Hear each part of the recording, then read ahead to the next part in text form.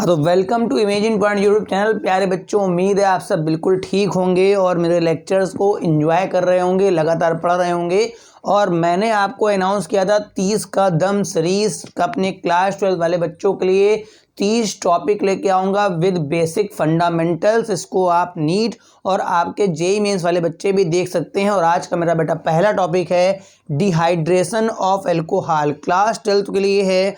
Class 12 के बच्चे बेटा इसे जरूर देखें, ठीक है। तो टॉपिक अपना चालू करते हैं बिना टाइम को वेस्ट करे हुए, क्योंकि टाइम बहुत कीमती है। ये नहीं कि मैं आया, मैं इधर की बातें कर रहा हूँ, उधर की बातें कर रहा हूँ, थोड़ा पढ़ाया फिर बाकी फालतू बातें कर रहा हूँ, नहीं। डिहाइड्रेशन ऑफ अल्कोहल, देखो भाई, अगर मैं किसी भी अल्कोहल की रिएक्शन, ध्यान से बात सुनेंगे बेटा, अगर किसी भी अल्कोहल की रिएक्शन अगर मैं कंसनट्रेटेड H2SO4 से कराता हूँ और हाई टेम्परेचर रखता हूँ, लगभग 500 केल्विन, 450 केल्विन इसके आसपास अगर रख लेता हूँ ना, तो वहाँ पर मेरे पास जो कंपाउंड बनेगा, एल्कीन बनेगा, प्लस बच्चा वाटर निकल जाएगा। क्या कहा, फिर से दोबारा सुनिए मेरी बात। अगर मैं कोई भी अल्कोहल लेता हूँ और उसको डिहाइड्रेटिंग एजेंट देता हूँ, बेटा डिहाइड्रेशन कराने के लिए हम यहाँ पर मोस्टली जो इस्तेमाल करते हैं बेटा, वो कंसनट्रेटेड H2SO4 का इस्तेमाल करते हैं। और जब मैं ये इस्तेमाल करूँगा, टेम्परेचर आप हाई रखेंगे, 450 केल्विन, 500 केल्विन कर लीजिए, क्योंकि बेटा जो पानी निकल रहा है, पहले बात सुनिएगा, जो वाटर निकल रहा है एक प्रकार की बेटा ये एलिमिनेशन रिएक्शन कहलाएगी। क्या कहलाएगी बेटा? एलिमिनेशन रिएक्शन कहलाएगी। बात समझ रहे हैं। और जब भी आपको एलिमिनेशन कराना होता है तो बेटा ध्यान रखेंगे टेम्परेचर को हाई रखना होता है। जब भी आपको कभी एलिमिनेशन कराना होता है तो टेम्परेचर को हाई रखना होता है, क्योंकि एलिमिनेशन कराते समय आपको 2 बॉन्ड ब्रेक करने पड़ते हैं, 2 सिग्मा बॉन्ड ब्रेक करने पड़ते हैं। और सिग्मा बॉन्ड ब्रेक करने में बेटा एनर्जी लगती है, सिग्मा बॉन्ड ब्रेक करने में एनर्जी लगती है। 2 सिग्मा तोड़ोगे तो अगल बगल से 2 बॉन्ड टूटेंगे तो बीच में डबल बनेगा, तभी एल्कीन बनेगा। और 2 सिग्मा तोड़ने के लिए बेटा आपको एनर्जी लगेगी। तो कोई भी अल्कोहल ले लो, उसमें आप देंगे कंसनट्रेटेड H2SO4, मगर ध्यान रखेंगे ये जो अल्कोहल होगा ये मिथाइल अल्कोहल नहीं हो सकता है, ठीक है। इस बात का विशेष ध्यान रखेंगे, क्योंकि जो आपका एल्कीन बनेगा उसके लिए कम से कम 2 कार्बन एटम चाहिए। कार्बन डबल बॉन्ड कार्बन बनाने के लिए, कार्बन डबल बॉन्ड कार्बन बनाने के लिए कम से कम 2 कार्बन चाहिए, जो कि मेथिल अल्कोहल में तो एक ही कार्बन है। तो हम लोग स्टार्ट करेंगे अपने इथाइल अल्कोहल से। एलिमिनेशन चूंकि हो रहा है तो 2 प्रकार का हम लोग प्रेफर करते हैं। एक होता है बच्चा E1 एलिमिनेशन और एक होता है बच्चा क्या, E2 एलिमिनेशन, ठीक है। तो अल्कोहल वाले में हम लोग मोस्टली E1 को ही कराते हैं, मगर हाँ E2 से भी रिएक्शन जा सकती है, वो डिपेंड करेगा आपकी डिग्री कैसी है। मगर मोस्टली अल्कोहल वाले केस में आपका E1 ही प्रेफर होता है। जो एल्काइल हैलाइड्स वगैरह में जो आपका होता है वो मोस्टली E2 के थ्रू जाता है, वो अभी मैकेनिज्म से करूँगा। मैं अपना पहला एग्जाम्पल सेटअप कर रहा हूँ, यहाँ ले रहा हूँ CH3 single bond CH2 single bond OH, ठीक है। ये मैंने इथाइल अल्कोहल ले लिया और इसको दे दिया मैंने कंसनट्रेट H2SO4 दे दिया और इसको हीट मार दिया। क्या मार दिया बेटा? हीट, ठीक है। ये आपका इथाइल अल्कोहल का मॉलिक्यूल है। अच्छा, एलिमिनेशन किसका कराना है बेटा? वाटर का कराना है। जब किसी प्रोसेस में बेटा वाटर निकलेगा ना, जब किसी प्रोसेस में बेटा वाटर निकलेगा ना, आपकी बॉडी से वाटर निकला ना अगर, तो इस घटना को हम लोग क्या बोलेंगे? डिहाइड्रेशन। हाइड्रेशन का मतलब होता है पानी आया और डी का मतलब होगा पानी गया, ठीक है। हाइड्रेशन का मतलब होता है पानी आया और डी का मतलब होता है पानी गया, पानी आया आया पानी गया, पानी आया पानी गया, ऐसे बोलेंगे, ठीक है। तो यहाँ तो पानी निकालना है हमको। अच्छा, पानी का फॉर्मूला H2O होता है, या मैं इसको बोलूँ HOH। तो देखो भाई, ये जो हम लोग पढ़ रहे हैं ये मोस्टली बीटा एलिमिनेशन पढ़ रहे हैं। क्या पढ़ रहे हैं बच्चा? बीटा एलिमिनेशन ही मोस्टली फेवरेबल होते हैं। ये क्या होता है सर? जिसमें एलिमिनेशन अगल बगल के कार्बन से होगा। एक ग्रुप इस कार्बन से निकलेगा तो एक उसके बगल से निकलेगा, एक इस कार्बन से निकलेगा उसके बगल से निकलेगा, तो इसको बोलते हैं एलिमिनेशन, ठीक है। तो यहां से मैं इस वाले कार्बन से अपने OH को टारगेट बनाऊंगा, ठीक है। इस वाले कार्बन से किसको टारगेट बनाऊंगा? OH को। और इस वाले कार्बन, पानी का मतलब होता है HOH, पानी का मतलब क्या होता है? HOH। तो इस वाले कार्बन से मैं OH को टारगेट बनाऊंगा और इस वाले कार्बन से मैं H को। तो देखो यहाँ से एक H निकला तो ये हो जाएगा CH2। CH2 समझ में आ गया भाई? यहाँ पर एक कार्बन की वैलेंसी कम हो गई है ना, तो इस जगह डबल बॉन्ड बना दोगे। क्या बना दोगे? डबल, तब तो 4 होगी वैलेंसी। अब इस जगह से OH निकल गया तो ये बन गया CH2 प्लस आप देख सकते हैं क्या निकल गया मेरा? H2O। तो ये मेरे पास इथाइल अल्कोहल से ये कन्वर्जन भी है बेटा। केवल एक ऑर्गेनिक केमिस्ट्री में एक रिएक्शन नहीं होती है बेटा, कन्वर्जन भी होता है कि how can you convert ethyl alcohol से एथीन। तो एक बात और देखिए, जितने कार्बन का अल्कोहल होगा उतने ही कार्बन का मेरा एल्कीन बनेगा। जितने कार्बन का अल्कोहल होगा उतने ही कार्बन का क्या बनेगा? एल्कीन। अगर 2 कार्बन का अल्कोहल है तो 2 कार्बन का एल्कीन बना लेना। अगर 3 का है, चलो 3 का बना के देख लेते हैं। प्रोपिल अल्कोहल, ये लिया मैंने CH3, ये लिया CH2, ये लिया CH2, ये लिया OH। अभी मैग्नीशियम की तरफ नहीं जा रहे हैं, ठीक है। तो क्या होगा बताइए? इसमें OH तो बच्चा यहीं से निकलेगा, ठीक है। OH का और कहाँ OH निकालोगे? कहीं दिख रहा है OH आपको पानी के लिए? यहाँ से OH, तो बेटा OH के बगल बगल बेटा, उधर तो बगल कुछ है ही नहीं, इधर बगल है, तो इधर बगल से यहीं से तो H निकालोगे तो यहाँ पे बचेगा CH2 है ना, अभी CH बचेगा।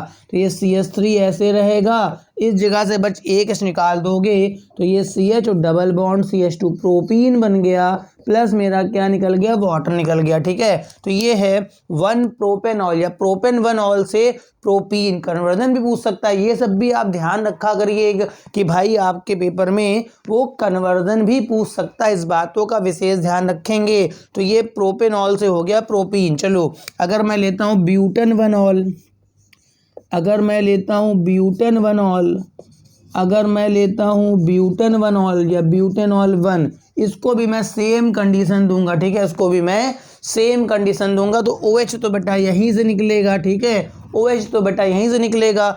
H हमेशा निकलता है बगल से, तो इसके बगल में उधर तो कुछ है नहीं, तो इधर ही पॉसिबिलिटी है यहाँ पर। तो यहाँ से बेटा H निकाल दूंगा, इस जगह से मैं H। तो ये देखो CH3 ऐसे रहेगा बच्चा, फिर बेटा CH2 ऐसे रहेगा, फिर CH और डबल बॉन्ड CH2, ये मेरे पास ब्यूटीन बन गया बच्चा। क्या बन गया? ब्यूट 1 इन बोल दो या ये बोल दो। आप इसका स्क्रीनशॉट ले लें या आप इसको नोट कर ले बेटा। नोट कर लोगे ना तो प्रैक्टिस हो जाएगी, नहीं नोट करोगे तो भैया प्रैक्टिस थोड़ी कम हो पाएगी। ऑर्गेनिक में प्रैक्टिस का ही सारा खेल होता है। अब हम लोग आगे आते हैं जहां पर हमारे पास एलिमिनेशन में एक नियम इस्तेमाल होता है जिसे मैं सेटजेव रूल बोलता हूं। क्या बोलता हूं बेटा? सेटजेव रूल। तो एलिमिनेशन रिएक्शन अगर हो रही है तो सेटजेव रूल लगने की जो पॉसिबिलिटी है बेटा बहुत ज़्यादा होती। कहाँ लगेगा सेटजेव रूल? देखो भाई, अगर मैं ये लेता हूँ CH3, यहाँ CH, यहाँ OH, सिंगल बॉन्ड CH3, अगर मैं इसको देता हूँ कंसंट्रेट H2SO4 और हाई टेम्परेचर रखता हूँ, डाइल्यूट H2SO4, आप गलती से भी ना लीजिएगा क्योंकि डाइल्यूट वाले का मतलब है उसमें ऑलरेडी बहुत सारा पानी है, वो बेचारा अपना पानी तो सोख नहीं पा रहा है, इसका पानी कहाँ से सोखेगा, ठीक है। डाइल्यूट लेने की गलती आप बिल्कुल मत करिएगा क्योंकि डाइल्यूट का मतलब होता है उसमें ऑलरेडी बहुत सारा पानी है, तो जो बेचारा H2SO4 अपना पानी नहीं हिलने लगा पा रहा है वो इसका पानी कहाँ से हिलने लगाएगा। तो कंसंट्रेट चाहिए और आपको टेम्परेचर भी हाई चाहिए। तो बताओ बच्चों, यहाँ पर OH तो बेटा यहीं से निकलेगा, OH तो बेटा यहीं से निकलेगा, मगर अब की बार बेटा H निकलने की पॉसिबिलिटियां 2 हैं, क्योंकि H यहाँ से भी निकल सकता है और यहाँ से भी। मगर एक प्रॉब्लम है, ये जैसा है वैसा ये है। देखो ये भी आपका मिथाइल है और वो भी आपका मिथाइल है, वो दोनों इक्विवेलेंट है, दोनों इक्विवेलेंट हैं, दोनों इक्विवेलेंट है भाई। तो H कहीं से भी निकाल देना, तो मैं यहाँ से निकाल लेता हूँ। तो ये बन जाएगा CH2 और ये हो जाएगा CH डबल बॉन्ड CH2। ये मेरे पास प्रोपीन बन जाएगा। अरे भाई क्या बना दिया, ये मेरे पास CH3 यहाँ, DCH2 बाद डबल यहाँ रहेगा, ये मेरे पास प्रोपीन बन गया। क्या बन गया बच्चा, प्रोपीन प्लस साथ में अपना तुम वाटर निकाल देना, ठीक है। अब आता हूँ अपने सेटजेफ वाले केस में, सेटजेफ भैया वाले केस में आता हूँ। तो यहाँ पर मेरे पास हो गया CH3 CH2, CH पे यहाँ हो जाता है OH सिंगल बॉन्ड CH3। अगर मैं इसको देता हूँ कंसंट्रेट H2SO4 और देता हूँ हाई टेम्परेचर, तो बेटा अब यहाँ देखो केस फंसेगा।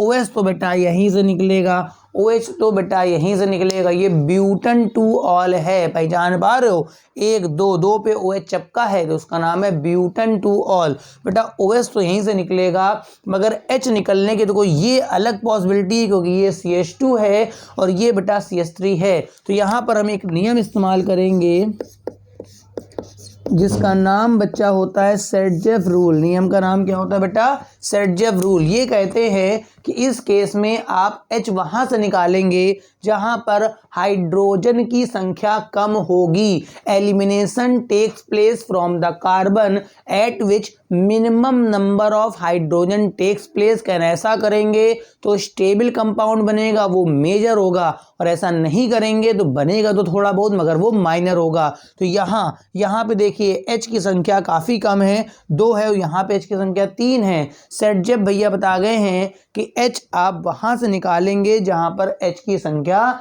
कम होगी। तो भाई मेरे H तो मैं यहीं से निकालूंगा ना, तो यहाँ से निकालूँ मोस्टली H, ठीक है। तो CH3 ऐसे रहेगा, उसके बाद क्या होगा H निकल गया, डबल बनाना पड़ेगा क्योंकि यहाँ से निकलेगा OH, ये CH और ये CH3। अब इसका नाम देखें तो ये हो गया ब्यूट-2-ईन। नाम समझ में आ रहा है इसका, ब्यूट-2-ईन। अच्छा इसी तरह से प्लस थोड़ा बहुत और यहाँ से भी H निकलेगा बेटा, तो यहाँ हो जाएगा आपका CH3, उसके बाद हो जाएगा CH2, CH double bond CH2। तो ये बन गया ब्यूट-1-ईन। क्या बन गया बच्चा, ब्यूट-1-ईन, ठीक है। अच्छा एक चीज़ अगर आपने नहीं सीखी है तो मैं बता दूं, जो डबल बॉन्ड जितना अंदर बनता है उसमें बेटा अल्फा H उतने ही ज़्यादा होते हैं। गिनो, ये डबल अंदर है, 3 अल्फा H वहाँ, 3 अल्फा H यहाँ, यानी यहाँ पर 6 अल्फा H हैं, तो 6 जगह से हाइपर कॉन्जुगेशन देगा ये। इधर आओ, यहाँ पे डबल के बगल में केवल 2 ही अल्फा H है, 2 ही अल्फा H हैं, तो हाइपर कॉन्जुगेशन यहाँ कम होंगे। तो ये जो ब्यूट-2-ईन बना लिया है आपने, ये आपका मेजर कंपाउंड है, और जो ब्यूट-1-ईन बना लिया है आपने, ये बेटा आपका माइनर कंपाउंड है। तो लगभग ये देखा गया है बच्चा 80% और ये देखा गया बच्चा क्या 20%। तो ये मेरे पास आपका डिहाइड्रेशन ऑफ अल्कोहल हो गया। अब थोड़ी सी इसकी मैकेनिज्म वगैरह देख लेते हैं, जनरलाइज मैकेनिज्म कैसे। अगर इंटर लेवल की बात करें तो वहाँ पर इतना वो नहीं घुसता है कि E1 में जाना है कि E2 में जाना है, मोस्टली मैकेनिज्म पूछता है कि write down the dehydration of alcohol, write down the dehydration of alcohol. अब मैं इसको रफ कर रहा हूँ और अपने मैकेनिज्म की तरफ जा रहा हूँ कि बेटा इसकी मैकेनिज्म बेटा कैसे बनेगी, क्योंकि मैं क्लास 12th प्लस नीट या जेईई मेंस के लिए जा रहा हूँ अभी, ठीक है। तो देखो भाई मैकेनिज्म के लिए हम लोग अपना एक टर्सरी अल्कोहल का एग्जाम्पल ले लेते हैं। किसका एग्जाम्पल ले लेते हैं, टर्सरी अल्कोहल। तो C पे यहाँ मेरा CH3 हो गया, यहाँ मेरा CH3 हो गया, यहाँ CH3, यहाँ पर OH हो गया बच्चा। O के पास लोन पेयर होगा, लोन पेयर समझ में आ रहा है। इसको मैं दूंगा कंसंट्रेट H2SO4 और मेरा रिजल्ट उधर एल्कीन आएगा जो मैं लास्ट में बनाऊंगा। रिजल्ट मेरा क्या आएगा, एल्कीन, जो मैं लास्ट में बनाऊंगा। अब चालू करते हैं बेटा, इसकी मैकेनिज्म चालू करते हैं, ठीक है भाई।